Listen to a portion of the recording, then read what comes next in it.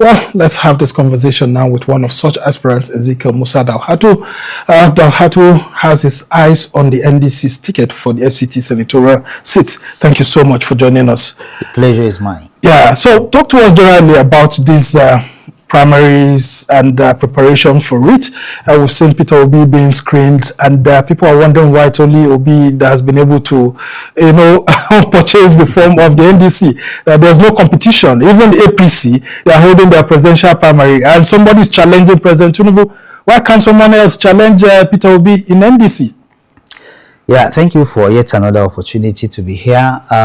Peter Obi, like you know, it's a brand of its own. When you talked about the democracy in Africa and then with specific direction here in Nigeria, that nobody is challenging him is not actually a bone of contention in this matter, because of course everybody is free to contest.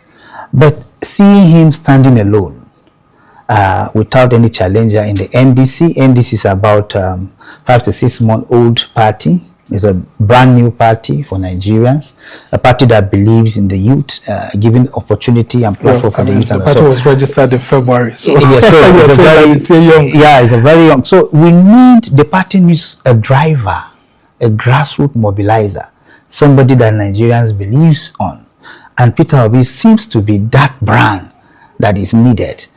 Just watch when Peter Obi crossed to ADC. You see the explosion, you see the surge in the registration and everybody, because Peter Obi seems to, he has carved a niche for himself. In fact, he's among those politicians in Nigeria that has a cult movement. And what I mean by that, people believe in his person, not the party he belongs to. And that's why if we cross carpet today to YPP, I'm sure the server will even go off, because usually people will want to just, this person that is, their eye is on the goal. And so when Peter Obi left ADC to NDC, you saw what happened. The icing of the cake was when he came with Kwankwaso. So you saw the you saw people, you saw the energy, you saw the, so that it will be difficult for anyone to try to just jump into like a jamboree. Let me just go contest for people to know me, because NDC is a party of serious-minded people who want to change the narrative, who really want to bring a new birth of democracy in Nigeria. All right, and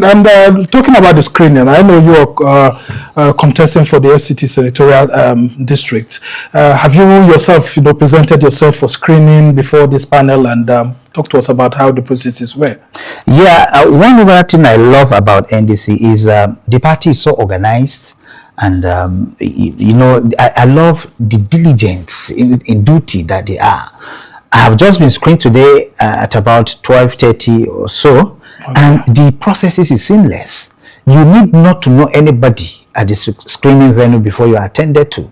It's on first come first serve basis, and then you just seamlessly come, write your name, and then they call upon you, give you the phone, and then they attend to you, ask the necessary questions.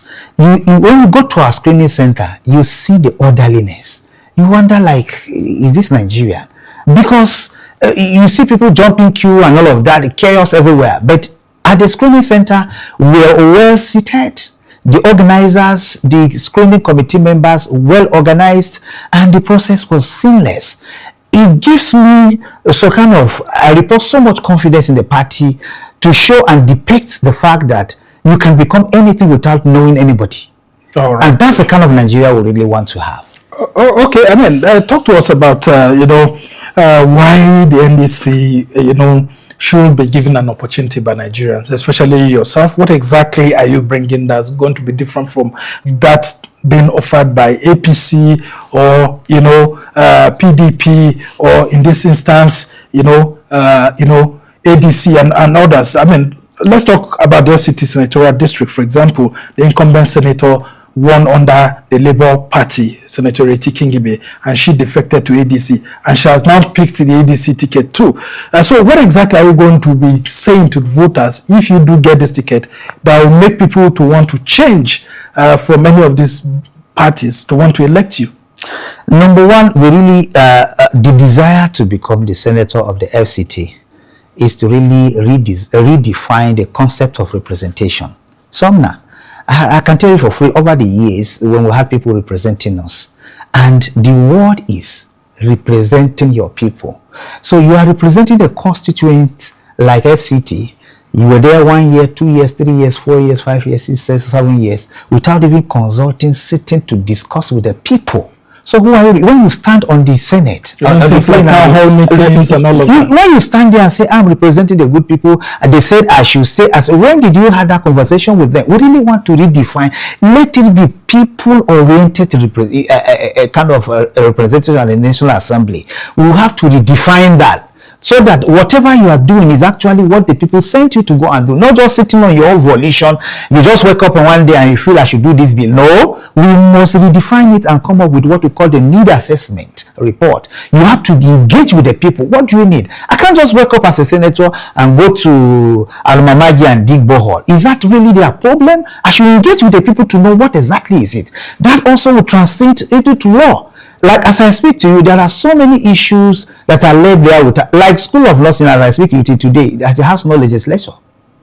It has no legislature. There are so many things that we need to sit with the people and they know their impulse. We need to have a bill that first and foremost will protect the indigenous people of the FCT. The 858 community need to be protected, and also have a law that will protect the non-indigenous that are living in the FCT.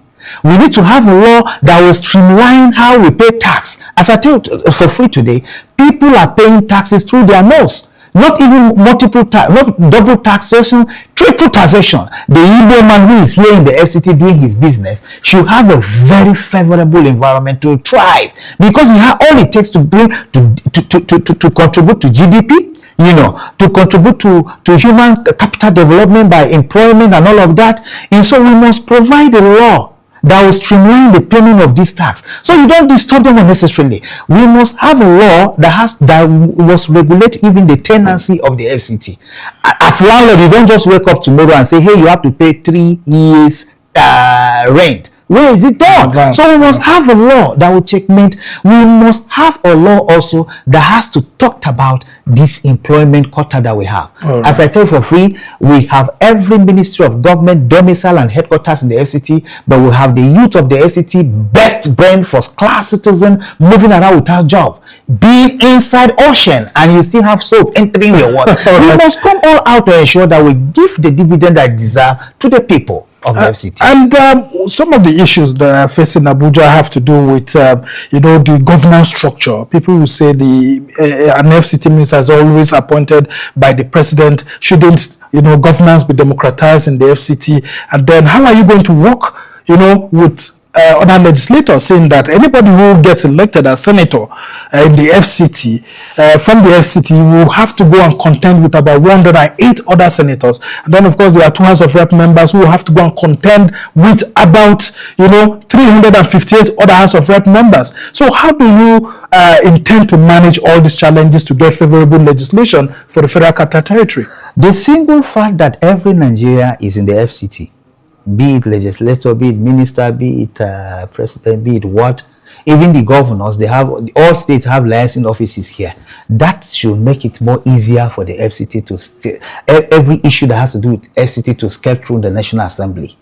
Maybe the approach so far has been an individualistic kind of approach where somebody will think I can do it. But when you bring the concept of we can do it, Sumner, I tell you for free that we can actually do. You don't need to travel to Ibadan, to Lagos, to lobby and talk to people. They are all here. It's simply just to raise a formidable team, technocrats, best brain, lawyers, politicians, whether former or president that in the FCT, you bring them together. Leadership is all about harnessing potentials. You have people with great ideas, great potential. How are you harnessing them? You just sit in the comfort of your room. You wake up the next day, you go to National Assembly, want to pass a bill. How are you bringing everybody to have all hands on deck to get it done? Right. That is a concept we bring in, and I tell you for free, there is no law that will collectively, I'm not talking about you as a senator, that will, whether indigent, non-indigent, whoever in the FCT, there is no law that will all collectively sit to discuss, frame, and arrange, and then we will fail in passing it into law. It's not possible. So we will make sure we get the second tier of government for the people of the FCT. both indigene, non-indigene. They will take, I tell you for free, any day they go to demolish any community in the FCT. It's not the Gbagi, it's not the Gwandara, it's not the Gedi houses they are demolishing. An Igbo man house, a Yoruba man. So inclusivity will be our watchword, and it is what we will ensure we give it the needed attention. And I mean, some of our viewers will be wondering the chances that you stand against the likes of Aisha Yesufu and then, Amanda Palm and others who, want to get this ticket of the NDC. I'm seeing you wearing Kwankwaso cap. I don't know if there's any battle that's ongoing, maybe between Kwankwaso group and then Peter Obi's group on, some of the tickets that will be passed around. What chances do you stand against the likes of Aisha Yesufu and others in various ways for the NDC senatorial ticket? The prospect for me is actually very high. I am a Nigerian that has been here. This is my place, the FCT, just like every other Nigeria is here, who comes from different states, different community of theirs. This is my community. I have been here. This is where I'm born. This is where I'm raised. This is where my four parents are from. I am well acquainted with the issues of the FCT. I'm a grassroots person. I was the special advisor media to then Senator Bala Mohammed when he was a minister of FCT. I was the public complaints commissioner in charge of the FCT, and that's to tell you the 62 ward, the 858 community, the 6 area council, the 2 senatorial federal constituency, and everywhere in the FCT. I have traveled, transversed all the community, almost all the community. And I was a leader of the indigenous people of the FCT. And then I became the chairman, National Peace Committee of the FCT. So I am well, I am well familiar with the terrain. I know the impulse, the body language alone of everybody in the FCT, whether indigene or non-indigene. I will be the bridge between the indigene and the non-indigene to bridge that gap and bring everybody on board to have an egalitarian society where everybody will be happy they are here. My chances are so high. I am youthful. I have a whole lot to offer to the people. I am familiar with the politics and the dynamics of FCT. And so, even given ticket, I will do that grassroots drive of the vote for Peter Obi Kwankwaso. I will ensure all indigene and non-indigene indigents who are here in the FCT doing business, playing politics, I will bring them on board, galvanize this vote, because I will be the symbol of a new Nigeria. All right, and you're saying all of this within the perception that you get the ticket. Yeah. And if you do get the ticket, there are also some very strong forces that I imagine. I mean, one of them is Senator Philip Aduda, who has just been announced as the flag bearer of the APC for the senatorial seat. And then you have the minister of the FCT, Nyesom UK, backing him. And then you also have other political parties like the ADC, Ireti Kingibe, who has just emerged. I mean, what are the chances of you standing to contest against them, on January 16, 2027? How do you think that the NDC can battle these, people who will be called titans? I mean, these are people who have dominated the politics of FCT. And some people say you're a newcomer. Defeating these people may actually be very difficult if I don't have the ticket. But I can tell you for free, if I have the ticket of the NDC, it will be a drive that will shock everybody. If you check the trajectory of my emergence, I didn't come out on my own to say I'm contesting for Senate. Yeah. You are a journalist, you know what happened. Even my nomination form and all of that was not bought by me. The entire people of the FCT came up and said, this is what you wanted to do. You mean the form was bought and brought? Yeah, it was bought and presented to me. I didn't buy it. By the concerned youth of the FCT. It's all over. They did a press conference, raised the money. As we speak, money for poster banner, it's already intact. They're doing it. It's all over. They even shown it. The way even when you have not won the NDC ticket. Yes. Your chances are already so bright. They are mounting billboards, chanting here. And let me tell you for free, if democracy is government for the people, by the people, and of the people, then in my case, the people will win against the bourgeois who have all the connection and money. The money bags will fail because the people will actually win over what you think influence of the people in are you banking on the Obi wave like it happened in 2023 when Ireti flew on that wave? Is that what you're counting on, or you think that your political credentials are enough to be able to sail you through? As I speak to you, Somna, for free, when I go out, maybe on my own for just one or two functions, and you see the kind of love, organic love. Yeah, but isn't it the same thing that's been shown to the likes of Aduda, Zireti, and maybe Aisha? You take the demography. We're talking about youth here, and you see how they drive it from the bottom of their heart. Sometimes you see people buying loyalty and even buying all of this.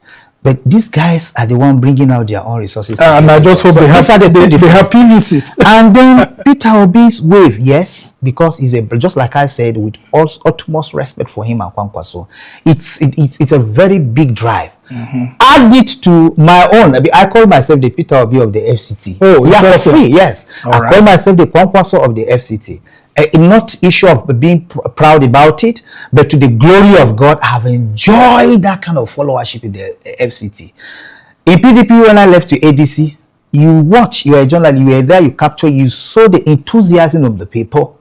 And when I left ADC to NDC, it's same kind of energy you were seeing from the people. It's same kind of drive. Like I resonate with what they align with. So completely, it's a done deal for us. All right, as we try to wrap up this conversation, let's talk about your chances in, the politics of Nigeria. How do you think that the National Assembly can help to, galvanize Nigerians to have better laws for the good governance of the country, if indeed you do emerge both as party candidate and then, of course, the senatorial candidate, and then you are at the National Assembly in June 2027. What exactly will you be focusing on that I think that could lead to the better governance of Nigerians? Very quickly.